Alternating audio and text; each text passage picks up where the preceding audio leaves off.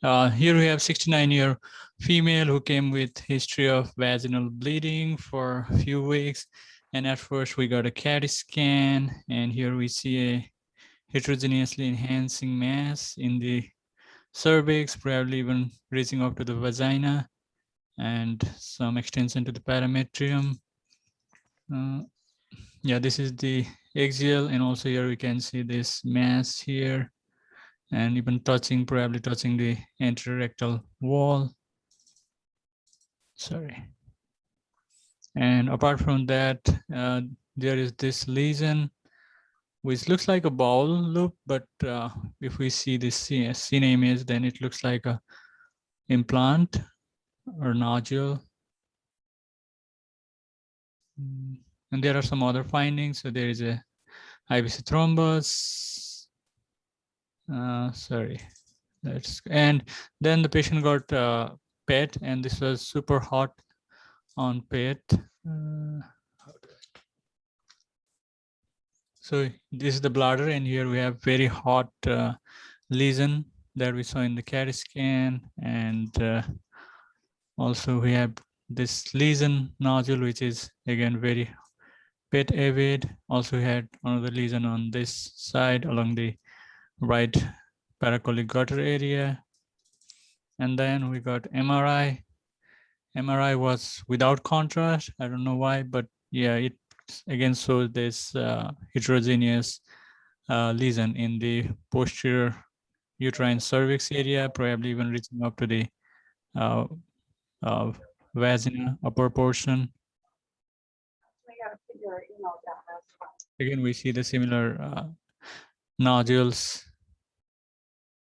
So yeah, this looks like a malignancy, but only reason why I presented here is it's not regularly squamous cell cancer. So any thought what it could be? Is it an adenocarcinoma of the cervix? Yes, that's right. What kind of adenocarcinoma do you think? Not sure. I know that most cervical cancer, like 90% is squamous and 10% is adeno. It doesn't really look super T2 bright to be like a mucinous adeno, but I don't know what type. Yeah, actually this was presented in the tumor board and I found it interesting. So this was the clear cell carcinoma or adenocarcinoma of the cervix that is historically related to the diethyl use. But now these days, since DES use is almost non-existent, so non-DES related clear cell cancer can also happen. And I have just 2 slides, PowerPoint slide that I can share with you regarding that topic. Okay, let me share this one. Can you see my PowerPoint?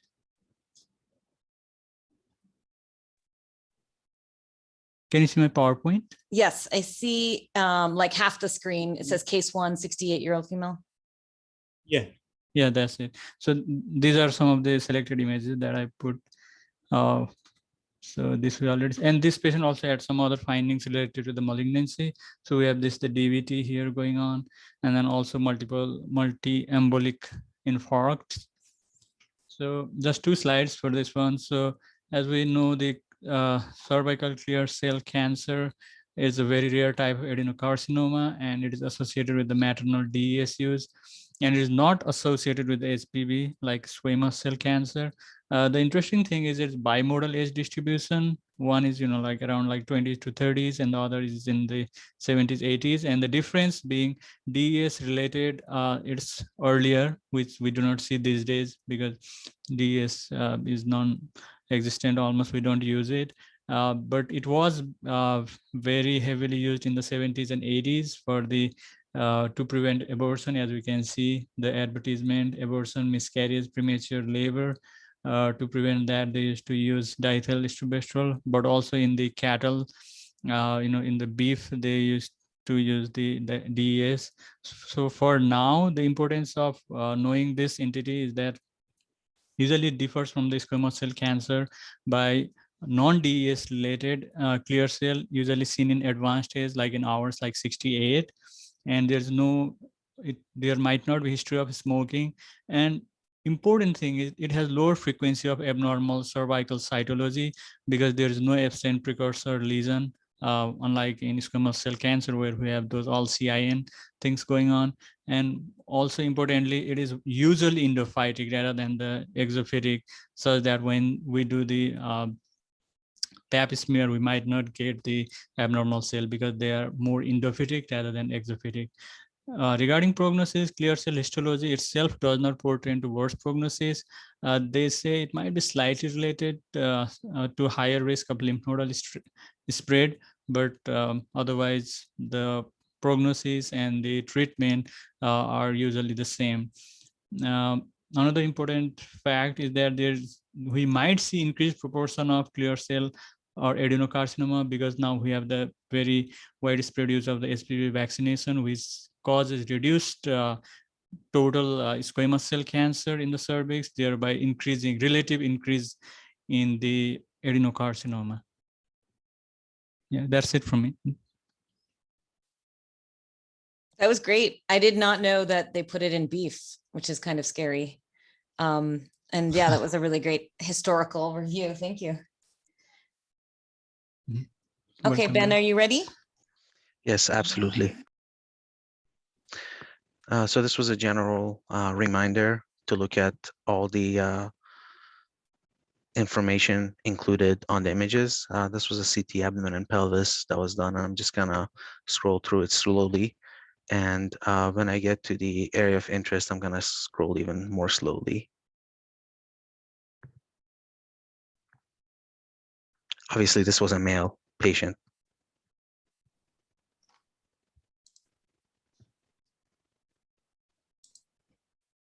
Does anyone see anything? Does the prostate enhance abnormally? Absolutely. That was the pickup.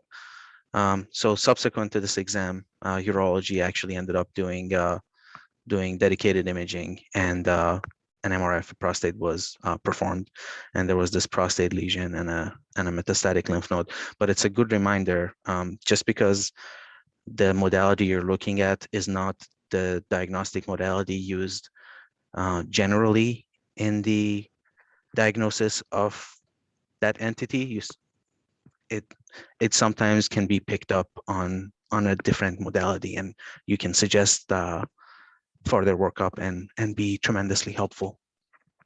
So I'm going to stop sharing for a moment so that I can pull up my next case. Diagnosed at least a couple of breast cancers sort of incidentally on CTs for other purposes. So yeah, it just pays to look everywhere, right? Absolutely. Absolutely. I agree with that. The other teaching point with that case, I'm not sure if you're moving on to the next case, Ben. I was going Oh, to, you but are? Okay. please, I can pull it back up. You can, you don't have to, it's up to you. The features of invasive features, sometimes you can have a lesion that is, like, to make a PI-RADS 5 lesion, you need size of 1.5 centimeters or larger. The other way to make a lesion, like, demonstrate invasive feature is if it crosses into different zones. So like that lesion, to me, it looked like it went, like it spanned both peripheral gland and a transition zone. That's the other way. So if you have like a lesion that's if you have a lesion that's under 1.5 centimeter and it like crosses the zones, like to me, it looks like it involves both the peripheral and transition zone, then that's the other way to bump it up into a 5. That's a very good point. Thank you for adding that. So I'm just going to reference the PI-RADS. So I like I had mentioned, let me zoom in. If invasive behaviors that can increase lesion PI-RADS category from a 4 to a 5. So I had mentioned like extension within gland, but the other ones that can bump a lesion to a 5, even if they're under 1.5 centimeters, if there's invasion obviously into the seminal vesicles, or if there's extra capsular invasion. So those are the three behaviors, invasive behaviors, that can bump a PI-RADS 4 to a PI-RADS 5 if they're under 1.5 centimeters. Okay. So this was my next case. This was a patient, obviously, that had aortic dissection, and our colleagues from cardiothoracic surgery went in there and they did some procedures to fix the type A dissection. But then subsequent to their procedure, we got this scan, and I wanted to go through it with everybody. And again, just a reminder, there are sometimes these complicated and complex cases, and you really have to take your time and go through slowly to make sure that you don't miss something that's potentially going to harm the patient. So I want to bring your attention to the upper abdomen here. And does anybody see anything that looks strange in the setting that I've mentioned? Specifically cardiothoracic surgery. Something unexpected that you wouldn't necessarily think would happen with that. I see like mottled free air. Yeah, that's a very, very good observation. The other thing I'll note from the previous exam, where there was nothing in the stomach, on the current exam, there are two catheters. One of them is this duodenal enteric catheter, and then they tried to place another catheter, and if I window it appropriately, you'll no doubt pick up what the problem is.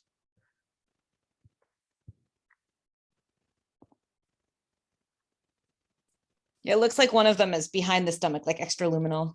So they perforated Yes. the stomach from Yes, the feeding that's tube placement. that's exactly what happened. They perforated at the gastroesophageal junction, and they forced the tube outside of the lumen of the stomach. And this was actually proven on subsequent laparotomy that was done for this patient, that this second catheter was actually extraluminal. This final case is a little bit of a read my Ben, mind. quick question. Because normally it's very hard for a feeding tube to perforate the stomach. So was the stomach also ischemic because of the dissection? You know, that's a really good point. On the surgical note, they didn't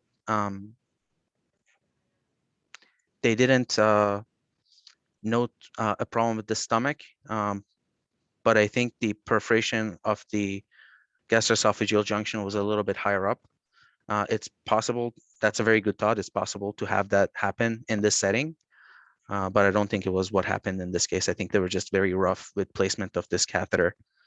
And when they, one of the lessons is when you are trying to do a procedure and you encounter resistance, force is not your friend.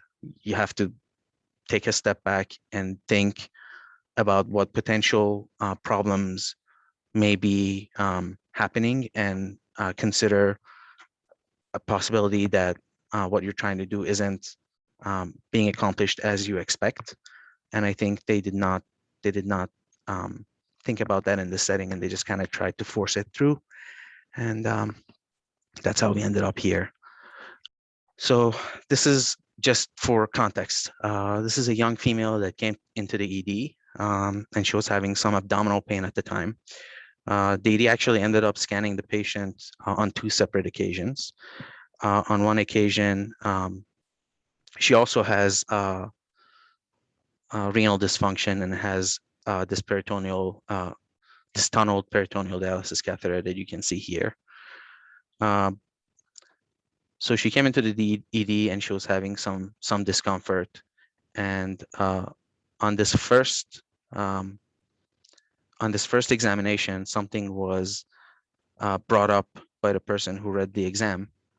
And I just want to kind of scroll back and forth through the pelvis here and see if any of you guys has any comments about what's going on in the pelvis. The annexas look a little big, and there's Yes, fluid that's yes. not totally like simple fluid. It has a Absolutely. little bit of heterogeneity. There's definitely heterogeneous Um, and dense fluid, and there's some heterogeneity in the fluid in the cul-de-sac. And you can see, if you window this, you can see a fluid level back here. So the person who read this actually kind of described this, but didn't really go into what was going on. And then about 2 days later, the ED got this subsequent exam, and this one was done with contrast now. And you can see a lot of the same things. And in the region of the right adnexa, you see a hemorrhagic lesion. And what I learned from this case was that just like endometriosis can kind of reflux and end up in the peritoneum, hemorrhage can do something similar. The other thing, which I did not share with the group, which I should, is that this patient was on anticoagulation for antiphospholipid syndrome. So she was the normal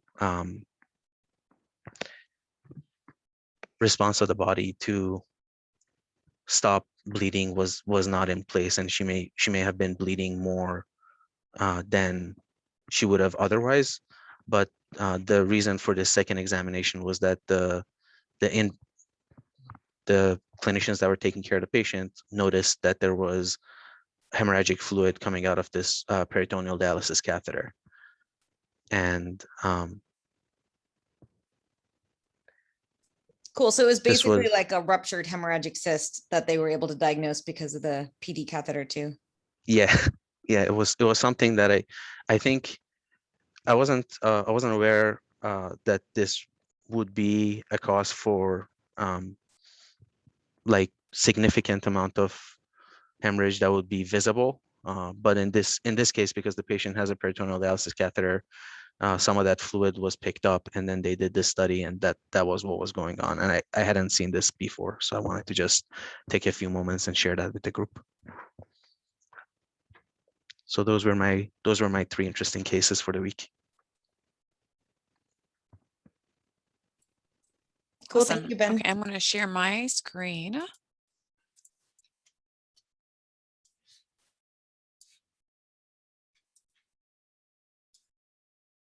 Can you see my screen? Oh, gosh. Yes. Yes. And the arrow sign.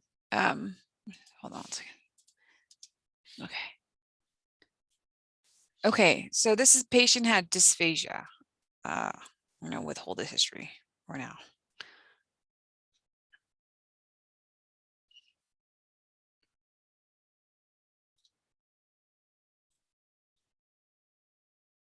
And then, sorry, any thoughts from anybody? Some people are typing into the chat. So Oh, sorry. no, I can read it too. Okay, Anu great. says feline esophagus, which it looks like those transient folds. And then Swachchhanda says eosinophilic esophagitis. And then Gitanjali says scleroderma. Yes. So this is a case, let me go back to those little esophageal rings right here. This is a, so this patient has a history of eosinophilic esophagitis, and there's a couple of findings that we see. One of them is called ring-like indentations. I want to magnify this, but it's not here. Ring-like magnification. So it's like a wrinkle within the wall of the esophageal lumen or wall, excuse me. These are some examples of what they look like that we see with eosinophilic esophagitis. And then we also, patients with EOE, eosinophilic esophagitis, can also have like sort of a small caliber esophagus. So here's some great examples where we see sort of here, at least long segment narrowing of the esophageal lumen. And in this study, they, like when they compared normal patients to patients with eosinophilic esophagitis, It was, significantly smaller in lumen throughout the esophagus compared to normal control patients. We do an EOE protocol where the patients are,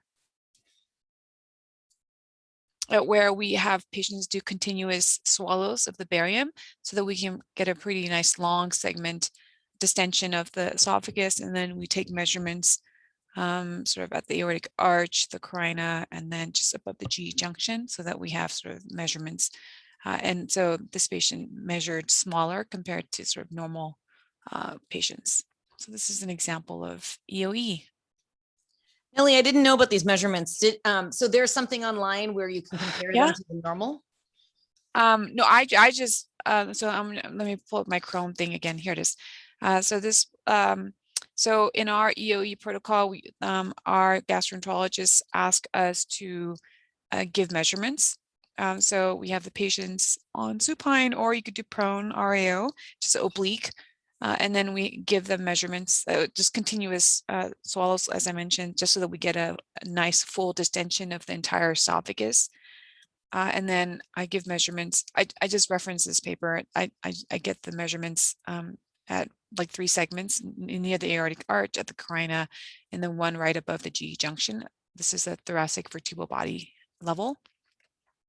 So there's so patients with EOE can get small caliber esophagus compared to control. So we provide measurements for our gastroenterologist. Very nice. Anu says, beautiful barium study, Nelly. Oh, thank you. I'm learning to like barium. I mean, fluoro studies in general now.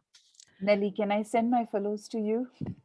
No, For you can send training? them a Cookie. Cookie's Barium awesome. training? Cookie and Amy's fluoros. Oh my God, I can like watch it all day. They're so pretty. Yeah, it really is art. Anyone else? Okay, I'm going to share my screen. Okay. So this first case is a middle-aged female. Oops.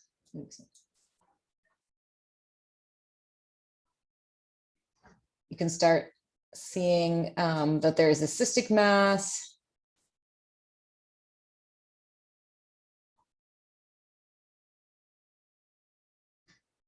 It has soft tissue components.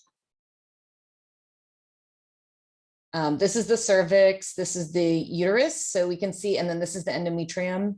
So we can see that there is something going on in the uterus that seems to be extending in superiorly and then have the cystic component. And I'll show you the coronal.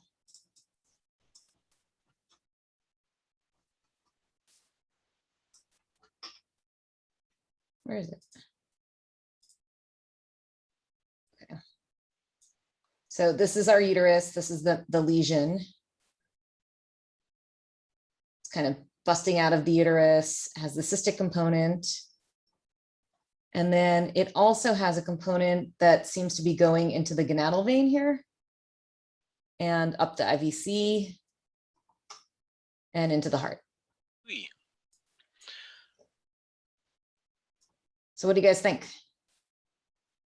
Leiomyosarcoma?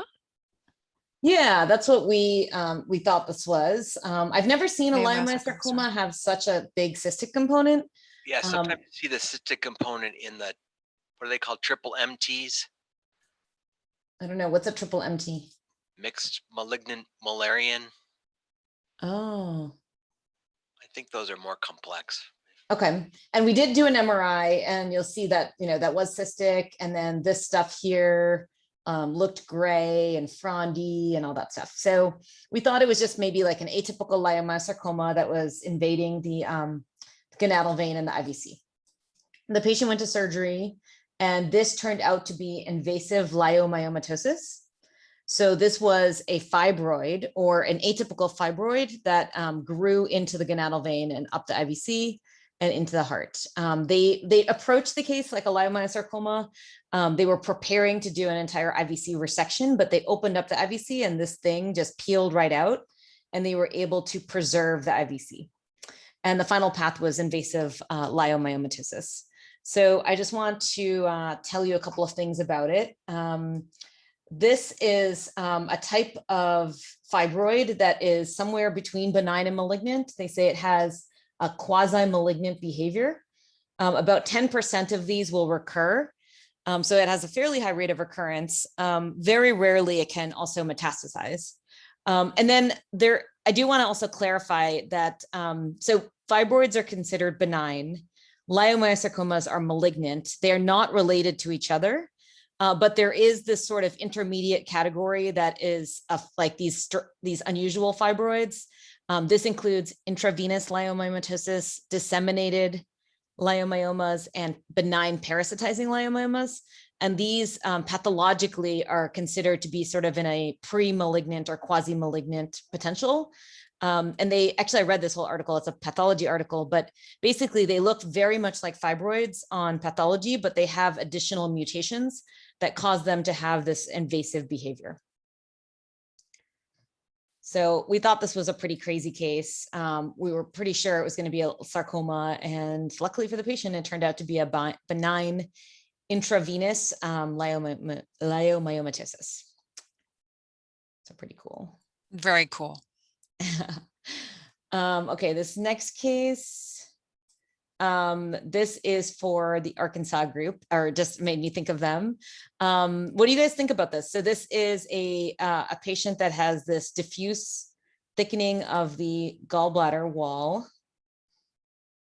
It looks kind of gray there, and it has pretty homogeneous enhancement.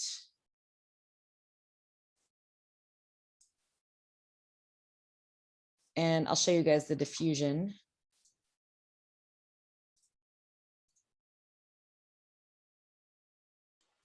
Seems like the concern would be for gallbladder carcinoma. However, it looks kind of uniform and smooth, and yeah, I'm gonna exactly. add lymphoma to the it would be differential. odd for that. Yeah, maybe lymphoma is a thought. Yes, exactly. So that's exactly what we were thinking when they first said. So you can see there's also a lot of restricted diffusion. So that goes really well for lymphoma. And then also that kind of smooth appearance to it. So this will be kind of unusual for a gallbladder cancer because they arise from the mucosa. So the mucosa is usually not smooth like this, whereas a lymphoma can grow in the submucosa and get rid of all the nerves and kind of expand the lesion, the lumen. So we thought it was potentially lymphoma. But the cool, interesting thing is this patient also has a history of myeloma. So this was, you can see they have all these bone lesions. So this was a plasmacytoma or extramedullary myeloma involving the gallbladder. And then there was also a lesion in the kidney here. So, and it's just causing some chiliectasis, but, not hydro the way that you would if it was like a, definite urothelial. And so this was also extramedullary plasmacytoma. Gitanjali, what's EMD? Extramedullary disease. So yeah, extramedullary myeloma, which would be called plasmacytoma, right?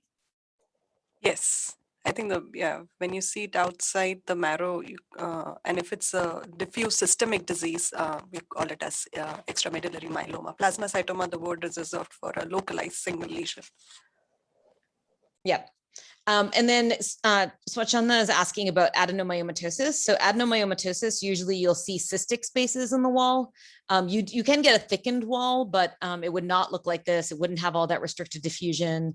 And in adenomyomatosis, you get muscular hypertrophy, branching crevasses from the mucosa, and you also get glandular proliferation, and that causes like cystic spaces in the wall. So it would not look like this, especially on MRI.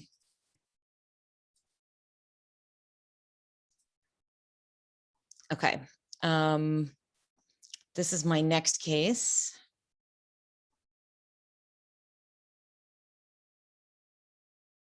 You can see there's fluid in the abdomen.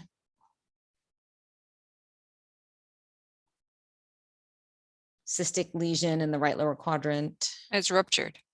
Yeah. So what do you think it is?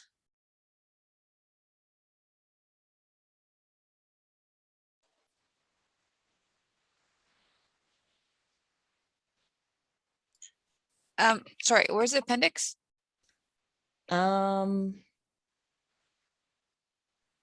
Separate from this thing, we don't Oh see. a yeah, it's right separate there. appendix. Maybe Yeah. ruptured colic. Okay. Ruptured dermoid, there's this fat.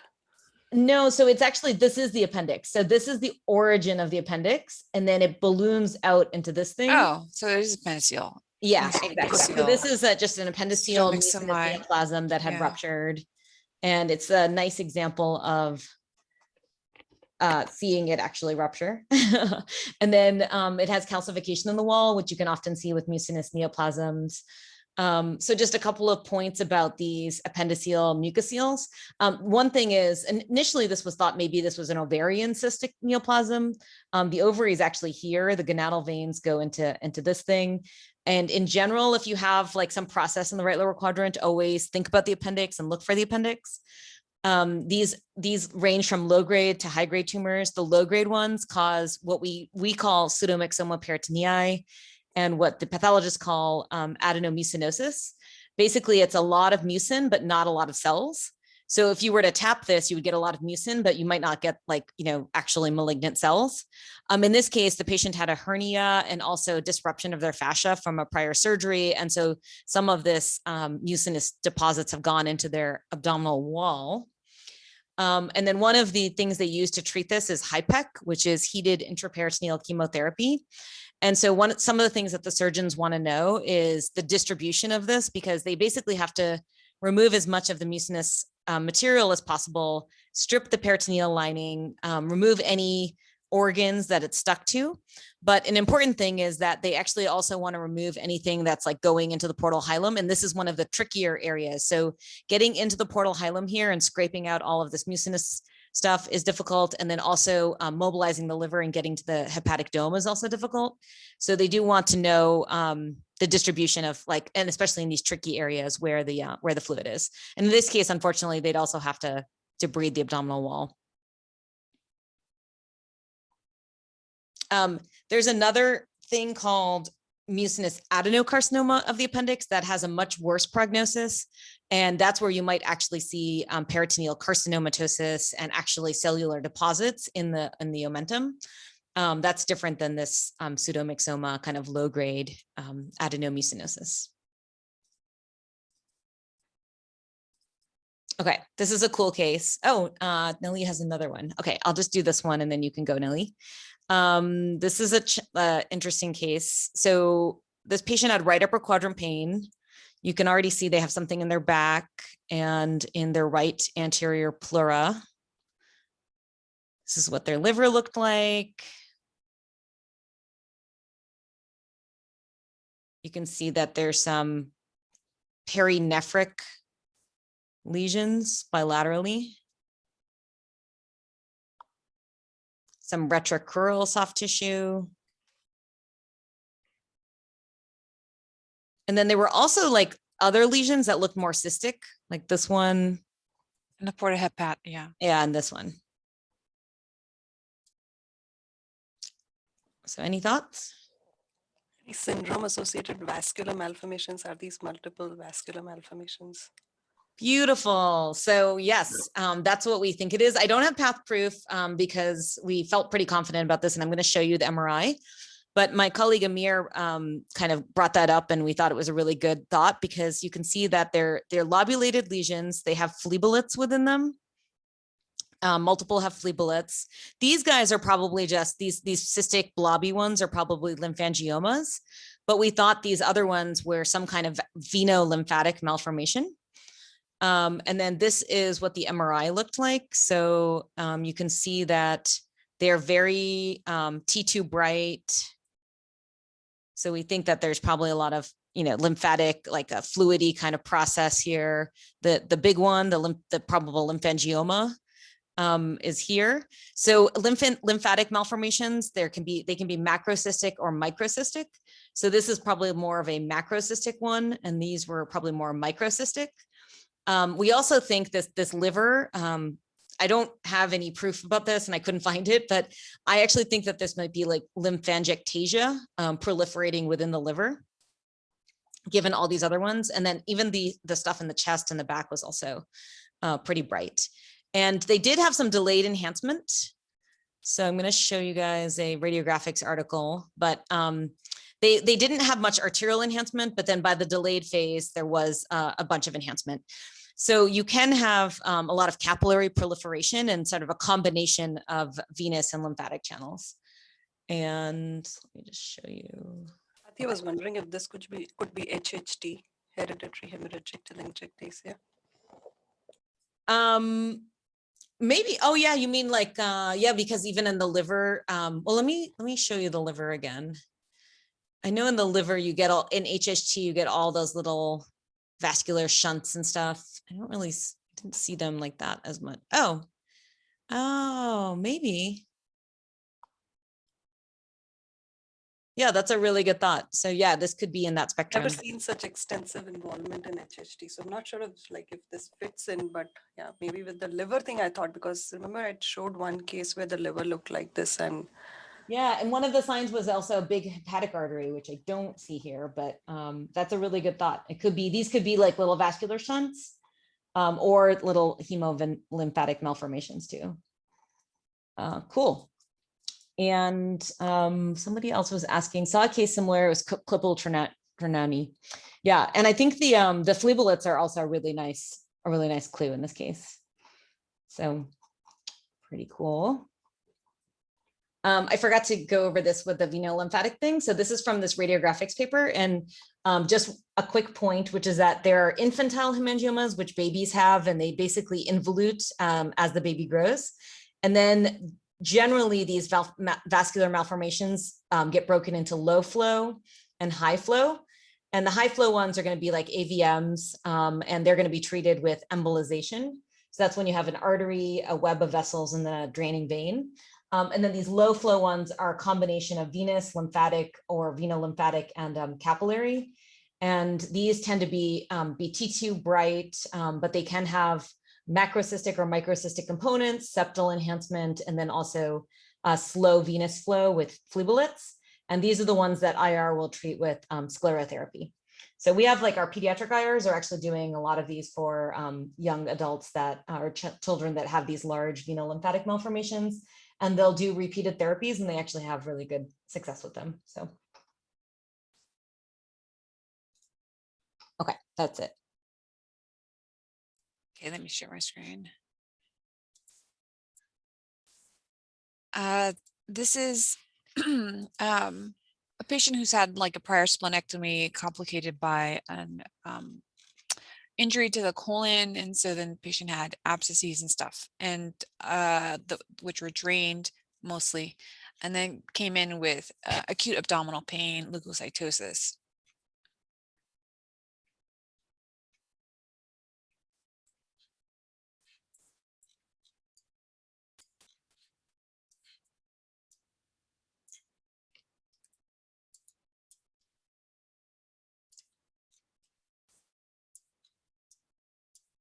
This is a great case since we're beginning the new academic year.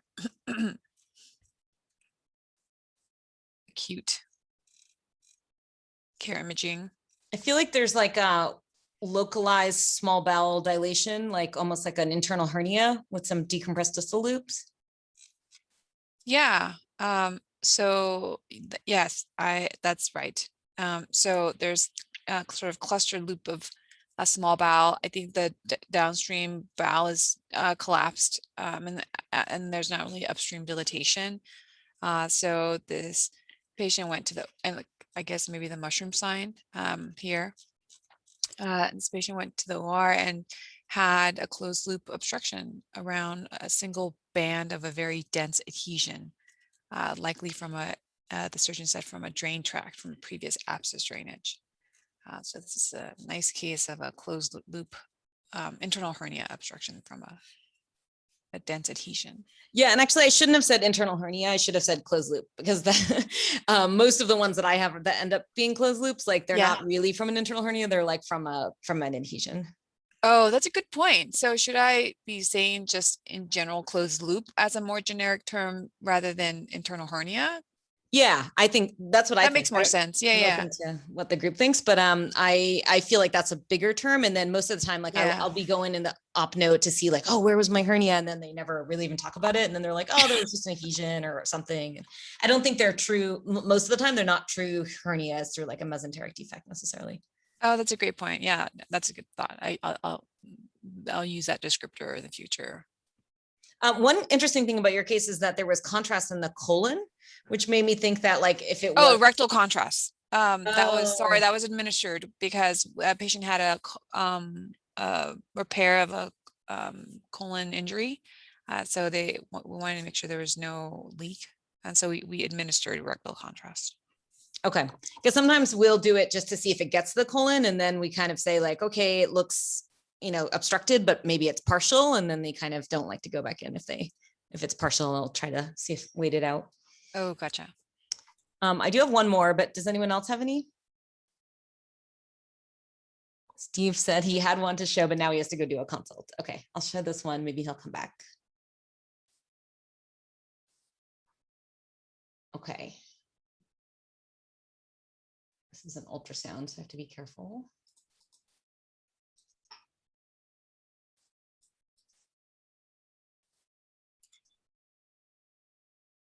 We just recently moved to removing the burned in content on the ultrasound images. Oh, nice. Mhm. Actually, Nelly, I just used Paxpin the other day and it was amazing. Isn't it awesome? It was so easy. I just dropped a DICOM file into there and could share the link with anybody. It was awesome. That's awesome. Yeah. Okay, so this patient, this is their uterus, and then this was the right adnexa. And there was this 20 centimeter large lesion in the adnexa. Is And there that'll- flow in that little nodule? We could not Oh. find flow in this nodule. And then the patient told us that they had a 20 centimeter lesion diagnosed several years ago, but they didn't have insurance, so they couldn't get it taken out. This is the uterus. Maybe a teratoma Yeah, that's what I was actually thinking. And or I an was actually, endometrioma. I was wondering if this was a Rokitansky nodule. Mhm. But because, it was so big, it had this, component, and I really didn't trust that this wasn't vascular. I recommended, I was worried about a neoplasm, and they ended up doing a CT for staging. I wish they had done an MRI, but they did a CT.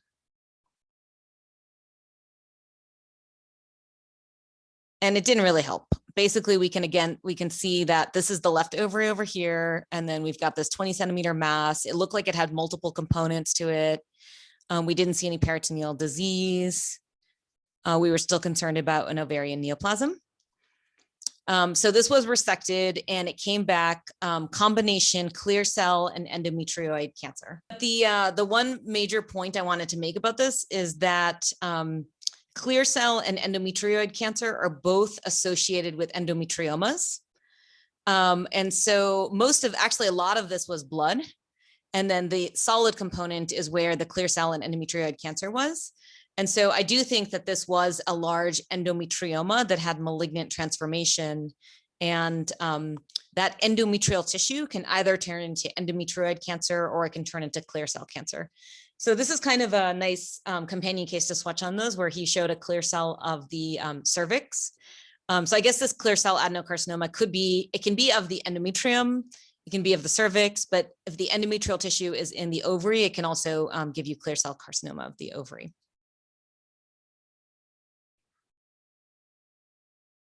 So anyway, if you have a very large endometrioma, I would say don't necessarily trust lack of color flow on ultrasound.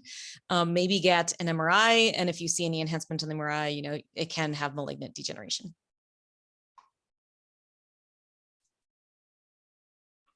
Oh, people were guessing. Serous cyst adenofibroma, that's a good thought, which is basically when you see like a cystic lesion with also fibrous and solid components.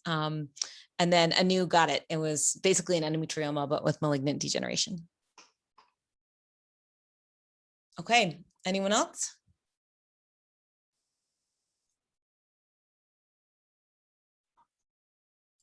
Okay, we will see you next Awesome. time. Oh, Bye, actually, I have an announcement. Do you guys, next week is July 4th and the beginning of the year. Do you still want to have case conference on Tuesday? Oh, that's a good question. Yeah, I think I would vote to postpone because it'll be like new fellows, new residents. Yeah, it might be a little new chaotic. everything. So, Yeah. And we'll be digging out from the weekend. yeah. Oh, that's Oh, wait, right, Steve, yeah. you're back. Do you want to show us your case? No, I'm sorry, I can't. Oh. I'm looking at a case for it's a surveillance follow-up for cancer, and I gotta text them prelim. Okay. No worries. Okay, well, have a good July 4th, everyone. We will see you in 2 weeks. Bye. Bye, everyone.